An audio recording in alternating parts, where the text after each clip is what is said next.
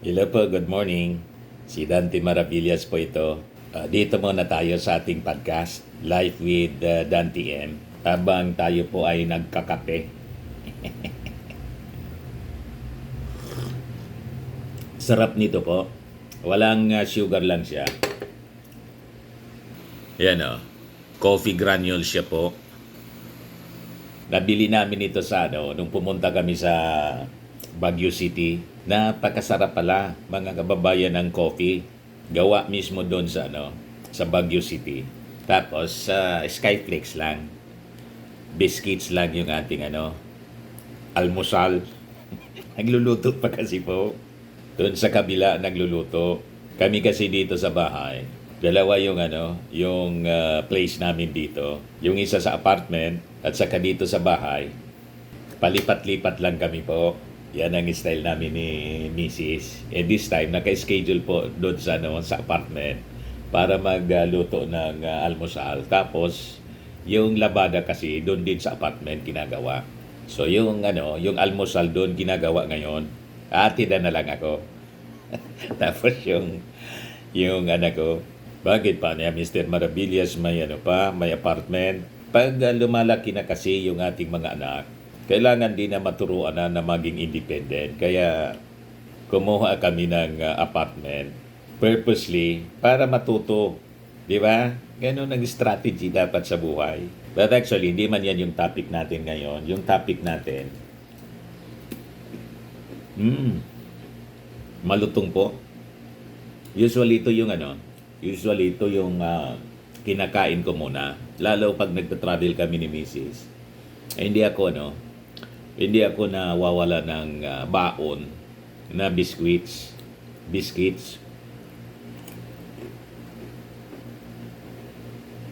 Para iwas pasma. O, di ba?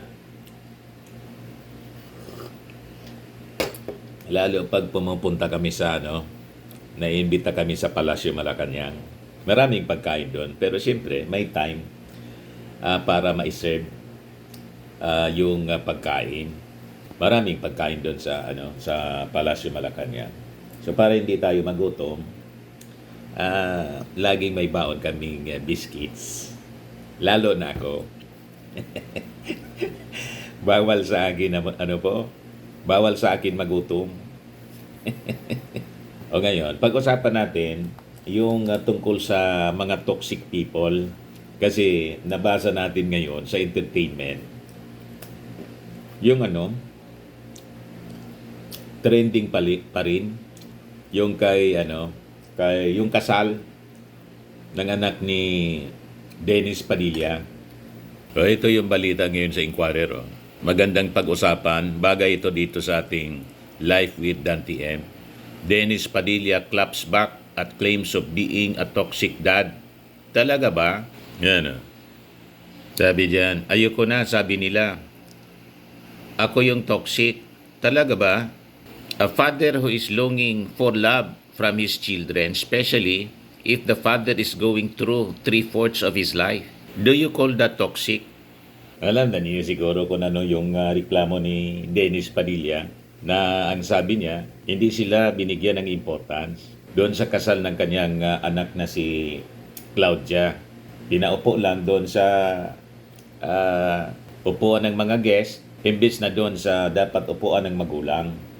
At hindi nakasama siya doon sa paghatid sa altar. Ayan. Central to Padilla's complaint was that he was not given the privilege to walk his daughter down the aisles. That privilege apparently went to his ex-wife, Marjorie, who was seen proudly walking side by side with Claudia in her simple magenta pink gown. Hindi man lang daw siya binigyan ng proper place doon sa church wedding. At sabi niya, he had privately and publicly hoped to reconcile with Claudia, Julia, and Leon Barreto, yung mga anak niya, with the ex-wife, actress politician Marjorie Barreto, in that he made an effort to reach out to his estranged family and his children's partners. Kaya sabi niya, yun ang niyang tatay na humingi na ng tawad sa kanyang dating asawa at mga anak. You call that toxic? Yan ang punto ni Dennis Padilla. Tingin natin kasi malalim na yung sugat ng both sides. Ang problema mga kababayan dito ni Dennis Padilla, yung mga heartaches niya, kinakalat niya sa social media. Yan actually yung yung naging reklamo ng kanyang anak na si Leon. Bakit niya kailangan mong isa publiko? So nangyayari, napapahiya yung mga anak, parang pinapalabas, inaapi siya ng kanyang mga anak. So imbis mga kababayan, ma-resolve yung conflict dahil may mga nangyaring ganon na parang pinapahiya sila, ayun, lalong lumalim yung conflict. Mali kasi yung pamamaraan po. Mali yung, sa pananaw natin, iwan ko sa inyo mga kababayan. Kaya nga, I encourage you na pag-usapan natin ito. Para siguro maging, sabi nga dito sa amin, panalmingan, maging halimbawa, learnings natin, di ba? Na may mga bagay pala na dapat hindi natin ginagawa. Lalo yung ipahiya natin yung mga anak, kasi yung conflict po, misunderstanding, normal yun sa pamilya. Pero yung ipangalandakan mo pa, kung sino yung mali, at paawa ka sa publiko. Kaya pati yung mga tao, hindi kumampi, hindi makuha yung sympathy. Siguro gustong makuha ni Dennis Padilla yung sympathy ng mga tao. Condemnation ang nakuha niya. At yung sinasabi niyang toxic siya, parang inaffirm lang niya mga kababayan. O tingnan natin dito, basahin ko sa inyo yung mga reactions ng mga tao. Yeah, sabi ni Frodo, "This Dennis Padilla Barreto siblings issue hopefully ends the toxic tatay mo pa rin yan mentality among the general public. We also need to respect the pain of the children." Sabi ni Anggi, "Kung totoo to, nakakaya ka Dennis Padilla, kakairita. Sinira ang image ng anak at sinawalat pa sa public yung ganitong issue. Kakainis." Dito kasi yung post mga kababayan niya. Number 3, "You are very good human being. Cry. Then move on. Wag lang magpakasal. Wag mo na ituloy." Sabi niya, "Sige papa, thank you papa. Tumawag ako sa nanay ko. Sabi ko, hindi na matutuloy ang kasal. Umiyak ang nanay ko, sobra. Sabi ko kay Clau, kung masaya ka, ituloy mo. Kung hindi, wag ituloy. Nagpangbahay na ako. Lilinisin ko na ang kotse." Exactly, 9:30 AM, tumawag ulit, "Papa, tuloy na ang kasal." Yan mga ganyan detalye ng usapan ko na sa text. Bakit kailangan mo pang isabi sa publiko? Para paawa na may advice ka na gano'n pagkatapos natuloy pa rin. Gano'n ang punto, mga kababayan ng mga netizens. Tama naman po. Bago po yung mga conversation sa text, kaya nga private message siya. Ang ibig sabihin niya, sa inyong dalawa yan. Di ba? Dapat hindi mo yun sinasawalat sa publiko. Nire-respeto mo dapat yung privacy. Kahit yung sabihin pang anak mo. Kaya never ko yung ginagawa mga kababayan. Yung mga conversations, private conversation, never ako niya na mag-screenshot. Pagkatapos isi-share kung kani-kanino. Unless yung mga conversation mga kababayan, halimbawa may mga inquiries tungkol sa mga harmless conversation. Pwede yun. I-share mo doon sa anak mo para to act on it kasi may bibiling product o ganun, walang problema yon. Pero mga conversation na mga problema po, tapos i-screenshot mo, tapos isi-share mo pa sa publiko, that's no. Walang pagrespeto kasi sa privacy. Yung tatay, yun mismo yung reklamo ni Leon. Kaya malabo, immature kasi ito pong tingin ko lang, masyadong immature siya o masyadong showbiz sila. Hindi man lahat, kahit pamilya ng taga-showbiz po, hindi man lahat gustong maging showbiz. Lalo yung mga personal na mga concerns, personal na mga problema. Doon ang kamali, mga kababayan. Kaya maging yung publiko, hindi sangayon sa mga sinasabi ni Dennis Padilla. Sabi ni Serendipity, "Typical narcissist behavior. This Dennis Padilla, he could not bear to see his ex and children thriving and yet got a nerve to demand credits for him being a father at every single chance. Protect your peace and cut off that psycho completely. Jules, Claudia, and Leon. May punto po. Pwede naman siyang manahimik na lang at magpasensya. Kailangan talagang i-insist niya yung yung sarili niya. Kung totoo mong mahal ang isang tao, lalo't mga anak mo, matuto kang magsakripisyo, matuto kang magpasensya.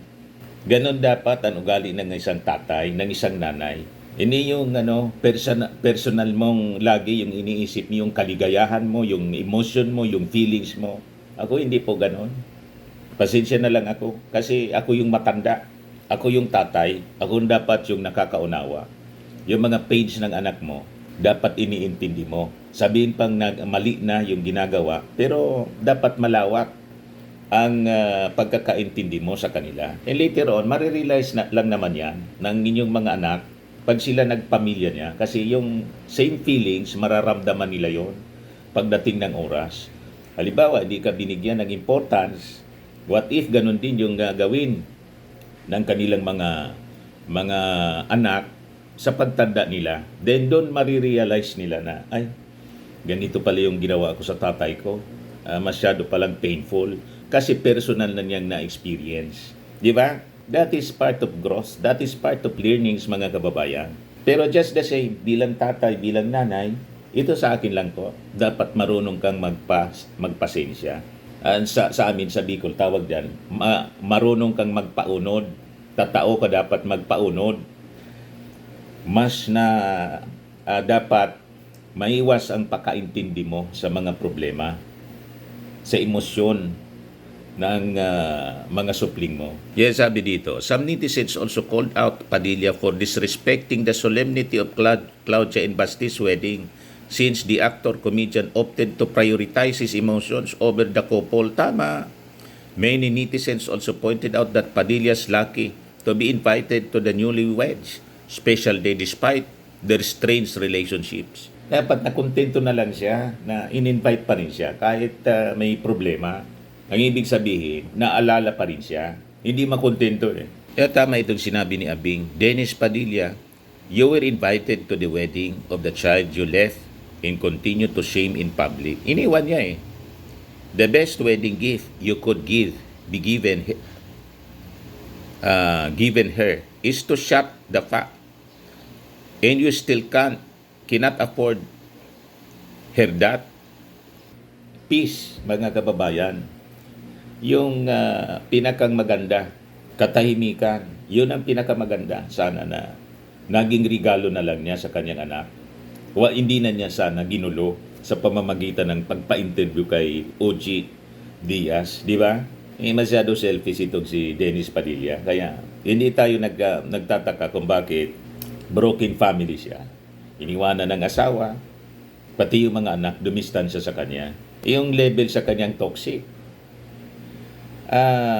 Deserve niya yon. Kasi pag toxic ka, person ka, talagang iiwasan ka. Kahit ng mga anak mo, iiwasan ka. Normal yun eh. Ngayon, pag-usapan natin, paano natin i-deal yung mga toxic na toxic na tao. Ngayon, ito, na-research natin, una na dapat na step na dapat gawin natin, mag-set tayo ng boundaries. Then, enforce natin. So, isi-set mo yung limits kung hanggang saan yung pwede mong itolerate sa pakikipag-deal sa mga toxic na tao. Then, next, dapat i-limit mo yung interaction. Kaya, hindi tayo nagtataka kung bakit si Dennis Padilla iniiwasan ng mga anak. Kasi, sino ba yung gusto na lagi mong kausap, kahit pasabihin mo tatay mo, pamilya mo, anak mo, sino ba yung gusto mo sa yung walang katahimikan, makita mo lang, naiinis ka na. Di ba? Kumukulo na yung dugo mo. So, iwasan mo na lang. Kahit sa mga families, ganun eh. Ako may mga kakilala and some members of family, iniiwasan ko na lang kasi nakakainis.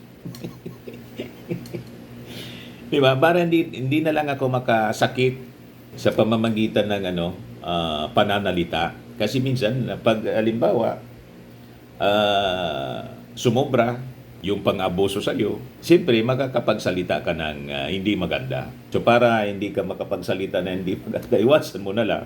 Huwag ka na lang pumunta doon. Ganon. Then, know when to walk away. Di ba? That's it, mga kababayan. Yan ang ating topic ngayon sa ating podcast. Paano i-deal yung mga toxic people. Yung mga hindi pa nakasubscribe, click subscribe po dito sa ating bagong channel, YouTube channel. Itong Live with Dan PM. Kung may mga gusto kayong i-share na pag-usapan natin, mga topics, i-comment na lang po ninyo para pag-usapan natin, di ba? At makatulong doon sa ating mga tagapanood. Kung hindi ka pa nakasubscribe, click subscribe po. And share ninyo ito sa mga friends ninyo, mga kababayan nating channel para makatulong sa pagdidil sa kung ano-anong mga problema about emotions, relationships, etc. etc. Tandaan po natin yung ating laging minimension na kasabihan, you become what you believe. Bye-bye po.